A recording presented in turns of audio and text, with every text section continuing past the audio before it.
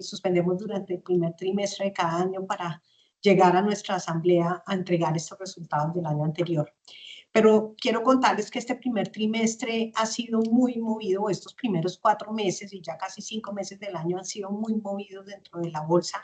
Hemos tenido una dinámica interesante en todos nuestros mercados, pero sobre todo a raíz de un ejercicio de estrategia que hicimos el año pasado. Estamos en un proceso de reestructuración que me parece interesante compartir con ustedes.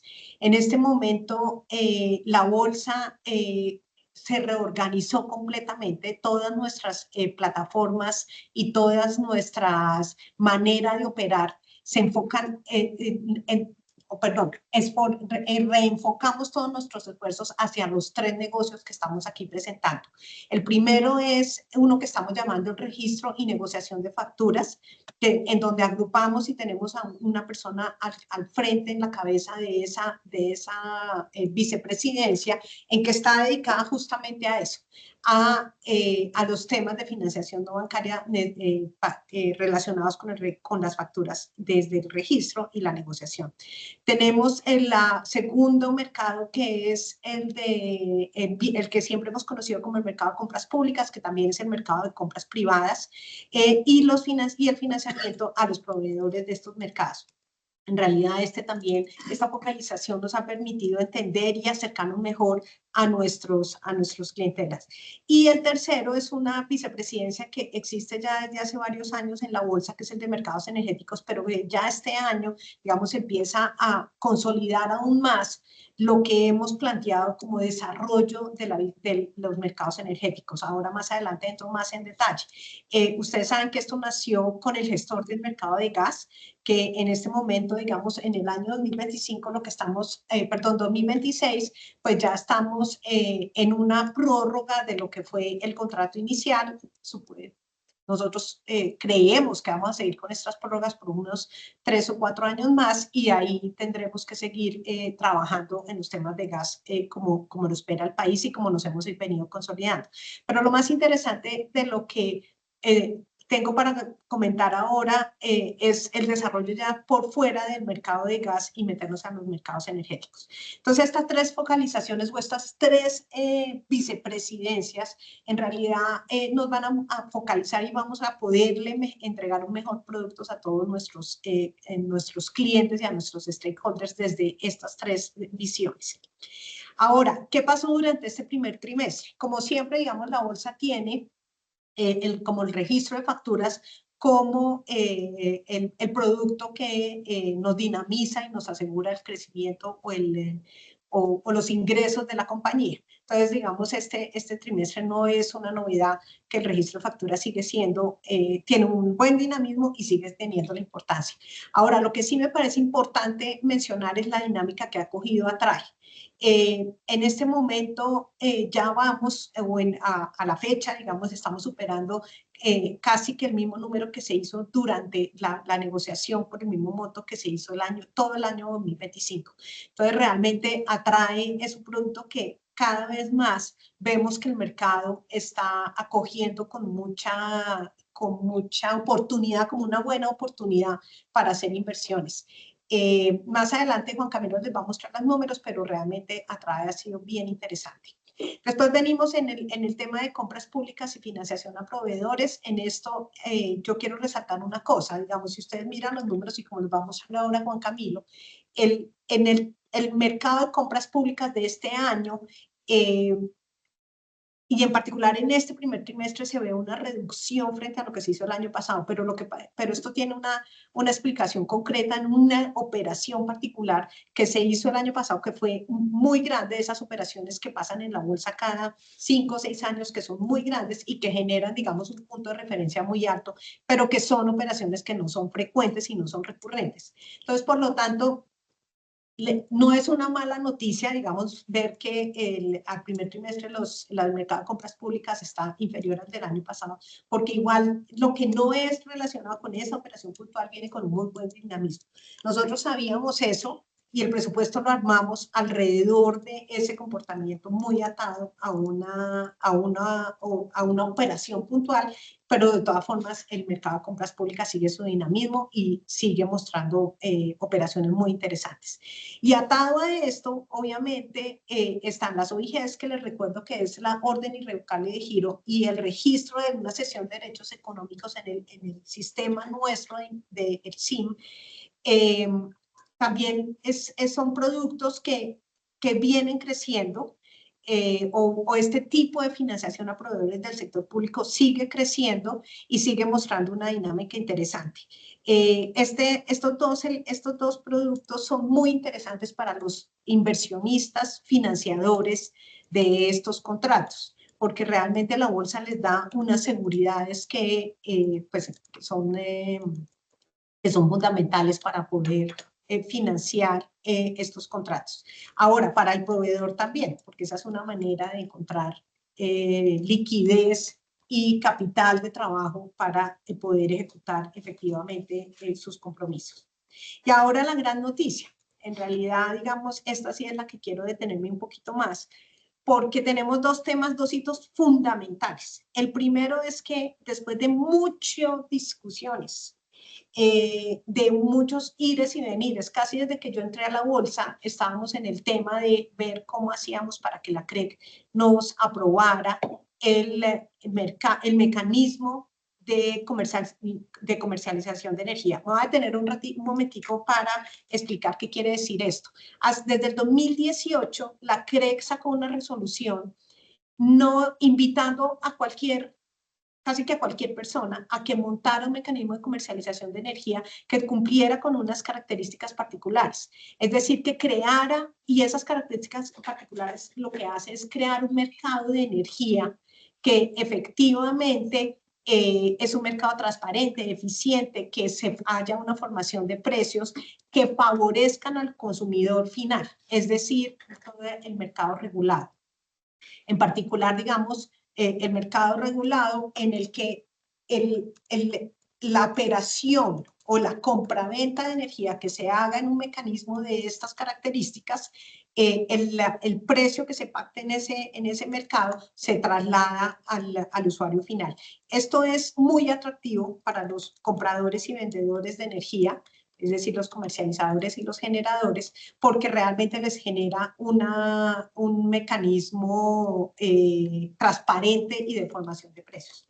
Somos los segundos en el país. En este momento ya existía uno, Derivex, que cumplía, digamos, con las características que la CREC había mencionado, y nosotros somos los segundos. Pero nosotros somos muy diferentes a lo que es la manera en cómo viene operando Derivex. Entonces, realmente creemos que los dos mecanismos se pueden llegar a complementar, y ahorita en este espacio lo que sí está pasando es que efectivamente en una situación como la que estamos viendo, y que ustedes, pues para ninguno de ustedes es una novedad, pues digamos el país está pasando por dificultades, digamos, en temas energéticos, y este mecanismo viene a ayudar justamente a arreglar digamos, a generar unas reglas de juego diferentes en el mercado energético.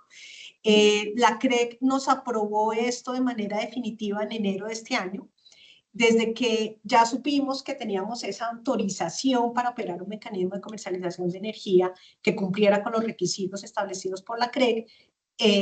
Nosotros nos montamos rápidamente a planear la primera subasta, que, digamos, esperamos dar esa noticia prontamente de decir, mire, tal fecha se va a hacer la subasta. Eso es un trabajo complejo, porque eso tiene, obviamente uno utiliza, esto lo hacemos a través de Conexión Energética, nuestra filial, pero realmente utilizamos todas las capacidades de la bolsa para apoyar el desarrollo de estas subastas. Entonces, en esas estamos, es una gran noticia, y le vemos un futuro más allá de la primera subasta que tengamos acá, sino de aquí en adelante, digamos, todas las subastas que se deberían estar recurrentemente ocurriendo a lo largo de aquí hasta el infinito. Y por otro, también coincidencialmente, pero también, digamos, una gran noticia, fuimos escogidos por el Ministerio de Minas y Energía para ejecutar unas subastas de energía no convencional, renovable no convencional. Estas son unas subastas que hace el ministerio cada cierto tiempo para desarrollar proyectos de energía no convencional. Ahorita tenemos ya, digamos, programada una fecha hacia julio de la subasta. Nosotros fuimos escogidos ya para llevar a cabo varias subastas durante, creo que son 2 años. Y el tema es que en julio haríamos ya una subasta de este estilo. El mercado y Colombia está necesitando esa subasta de energía de renovables no convencionales. Estamos trabajando de la mano del ministerio con un trabajo en conjunto muy sólido y muy de acompañamiento de los dos lados. Esperamos que ambas subastas sean exitosas y sobre todo, digamos, es como ese pie que está poniendo ya de manera definitiva la Bolsa Mercantil y Conexión Energética en los mercados energéticos y tratando una cosa que digamos que también es fundamental para el país y es como de juntar justamente el tema de gas y el tema de energía, que normalmente, digamos, se han mirado cada uno por aparte, pero que en este momento ya nosotros estaríamos en capacidad de estar mirando los dos mercados al tiempo y juntando, digamos, las cosas que en unos momentos de estrés por el que estamos pasando se vuelven fundamentales. Ahí estamos posicionados, ahí estamos trabajando y esas son grandes ideas que yo creo que van a tener una repercusión muy importante hacia el futuro de la bolsa mercantil. Creo que entonces ahora ya sigue Juan Camilo con el mayor detalle de los números. Bueno, muchas gracias, Marinés. Muy buenos días a todos. Como lo mencionó Marinés, pues tenemos un trimestre con resultados un poco mixtos, pero con un muy buen desempeño en el registro de facturas. Cerramos el primer trimestre con ingresos por 33.000 millones de pesos, un 4% arriba. Ahora voy a entrar más en detalle en un tema que mencionó Marinés alrededor de la operación puntual del mercado de compras públicas que se dio el año pasado en vigilancia, pues que digamos que tiene un efecto importante en el crecimiento de los ingresos. Pero a pesar de eso estamos viendo un muy buen desempeño en el registro de facturas y en el mercado de negociación de facturas electrónicas, en donde pues también estamos viendo una muy buena dinámica en ese mercado, que más adelante lo vamos a ver también. Pero en esencia, entonces, un aumento cercano a los 1.300 millones de pesos trimestre entre el 25 y el 26, con un 4% de crecimiento. Los gastos operacionales tienen un aumento del 12%, cerramos con 16.577 millones. Y esto está afectado en esencia por unas partidas no recurrentes. La principal es el impuesto al patrimonio, digamos que es una partida que ha afectado a la mayoría de las empresas, particularmente al sector financiero. Entonces, si uno quita el efecto de esas partidas no recurrentes durante el primer trimestre, nuestros gastos crecieron apenas un 4.5%. Entonces, eso, digamos, quitando ese efecto, estamos con un comportamiento bastante adecuado a los gastos, controlado, inclusive cerramos el primer trimestre con ejecución inferior a nuestro plan. Entonces, pues desde el punto de vista de gastos, vamos con un muy buen desempeño. Sin embargo, la combinación de estos dos factores, del efecto puntual de las operaciones del mercado de compras públicas en el primer trimestre del 25, junto con estas partidas no recurrentes en gastos, pues nos llevan a un efecto negativo tanto en EBITDA como en utilidad neta. Al cierre del primer trimestre, nuestro EBITDA cae un 4%, cerrando en cerca de 17.600 millones de pesos, y la utilidad neta pasó de 10.900 a 10.612. No obstante, muy por encima de la meta también, y en eso, digamos, queremos ser la meta de utilidad para el primer trimestre eran 7.500 millones de pesos. Entonces, esto ya era un efecto que estaba previsto, particularmente el de las operaciones del MSP, el de las partidas no recurrentes no, especialmente el impuesto al patrimonio. De manera que estamos viendo un desempeño, a pesar de esto, muy bueno en términos de resultados, en términos de control de gastos, y en lo que queda del año, pues ya un abril con un crecimiento favorable, y pues estamos viendo un comportamiento bien positivo en los resultados para lo que queda del año. Entonces, eso puntualmente con respecto a EBITDA y utilidad neta. ¿Qué explicó? Y entrando ya un poco más en detalle, ese comportamiento en nuestra utilidad que pasó de 10.900 millones a 10.612, pues en esencia el registro de facturas, en esa caída de 300 millones, pues el registro de facturas aporta 5.300 millones de pesos más en efecto de ingresos. El mercado de compras públicas asociado a esas operaciones puntuales, que fue una operación particularmente durante marzo del 2025, que sumó cerca de 700.000 millones de pesos, pues tenemos una caída de 4.400 millones de pesos en el mercado de compras públicas, en los ingresos asociados a este mercado trimestre a trimestre. Y en general, pues en los gastos tenemos un efecto de 1.790 millones de pesos a favor, que también pues nos lleva a esta caída básicamente de 10.612 millones de pesos. Entonces, digamos que la principal afectación en este comportamiento de la utilidad, como ya lo mencioné, uno, el comportamiento del mercado de compras públicas, dos, partidas no recurrentes, principalmente el efecto del impuesto al patrimonio. En resumen, pues nuestros resultados, como lo ven aquí, ingresos por 33.300 millones de pesos. Tuvimos un EBITDA de 17.600 millones y utilidad neta de 10.612 millones de pesos. Margen EBITDA cercano al 53%, cerca de 400 básicos por debajo de lo que hicimos el año pasado, y margen neto un 31.9%, cerca de 220 puntos básicos inferior al resultado del año 2025. En términos de productos, pues como ya lo mencioné, el registro de facturas viene jalonando una vez más el desempeño general de la compañía. Tuvimos un crecimiento en ingresos del 32%. Solo el registro de facturas nos generó 23.400 millones de pesos en ingresos. Y el volumen particularmente pasó de 19.8 billones a cerca de 25 billones de pesos, un crecimiento del 26%. 5 subyacentes que están impulsando de manera importante la dinámica del registro de facturas. En primer lugar, bebidas, que representó cerca de 4 billones de pesos. El sector de alimentos balanceados con 3.5 billones, aceites y grasas, bovinos y café.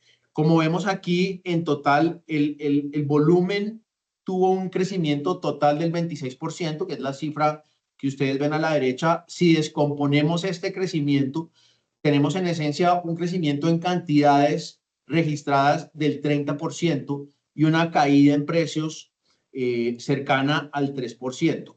Jalonada especialmente en bovinos y en café. Hay una caída importante. El café tiene un peso relativamente importante dentro de todo el registro. Entonces, pues una caída generalizada en precios de algunos subyacentes, pero un crecimiento muy importante en los volúmenes registrados.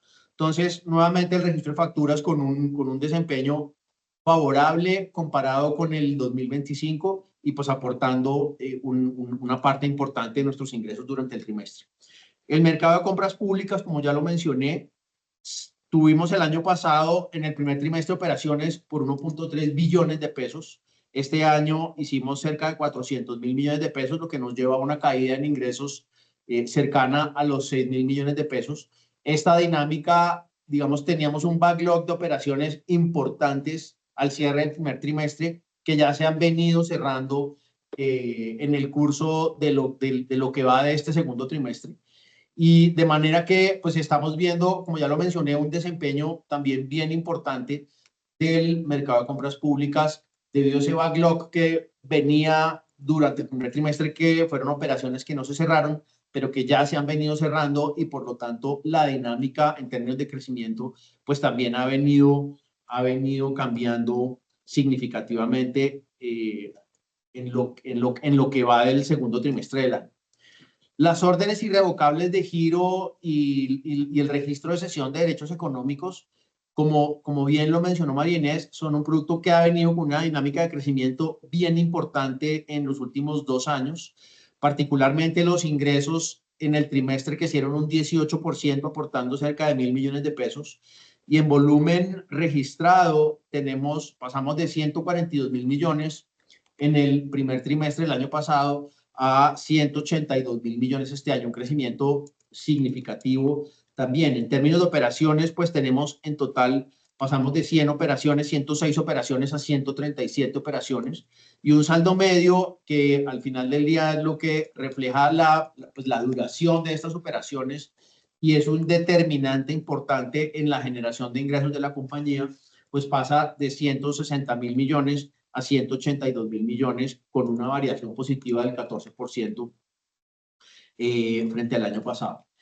Y el mercado bursátil de facturas, también como Marinés lo mencionó, es un producto pues, que el año pasado venía despegando. Este año ya coge una dinámica muy importante. Se negociaron durante el primer trimestre 59.400 millones de pesos. Esto representa aproximadamente un volumen diario de negociación de 1.000 millones de pesos, en promedio contándolo en días hábiles. Un ticket promedio de 147 millones. Y en términos de pagadores tenemos un 83% de empresas grandes. Este mercado, como les decimos, pues es una apuesta que ha venido haciendo la bolsa desde hace 2 años. El año pasado pues fue el primer año real de operación del mercado bursátil de facturas. Y este año, pues ya como lo digo, viene tomando una dinámica muy importante nuevamente en lo que va de este segundo trimestre. Pues ya casi que vamos un 60% arriba de ese valor que se registró, ya vamos cercanos a los 92.000 millones de pesos negociados en lo que va del año. De manera que, pues, como les digo, una dinámica bien interesante del mercado, de este mercado, con tickets promedio, pues que vienen en los 150 millones, pero tenemos operaciones que van desde los 1.500 a 2.000 millones de pesos y operaciones pequeñas en promedio en 63 millones de pesos. Tenemos una diversidad bien importante también en términos de emisores. Tenemos pues desde personas naturales hasta grandes empresas. Entonces, este mercado ha venido recogiendo, digamos, una gran diversidad de compañías, tanto grandes, pequeñas, como personas naturales inclusive, que han podido encontrar una muy buena oportunidad de financiación de capital de trabajo a través de este mecanismo bursátil en la bolsa mercantil. Bueno, y con eso cerramos nuestra presentación de resultados y abrimos el espacio para preguntas. Agradecemos, levanten la mano si quieren abrir el micrófono o si desean pueden dejarlas en el chat de esta conversación.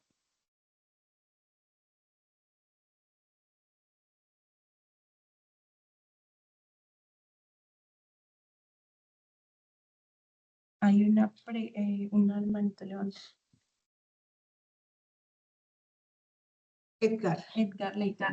Hola, Edgar. Muy buenos días, Marinés. Muchas gracias.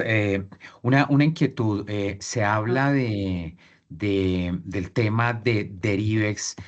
¿Ustedes no han pensado, pues obviamente, en vez de hacer competencia, de pronto hacer como una adquisición, hacer alguna alianza con Derivex por este tema del mercado energético? Pues, Edgar, gracias por la pregunta. Lo que yo creo es que los dos mecanismos como atacan el mercado energético de diferente manera, pueden ser complementarios.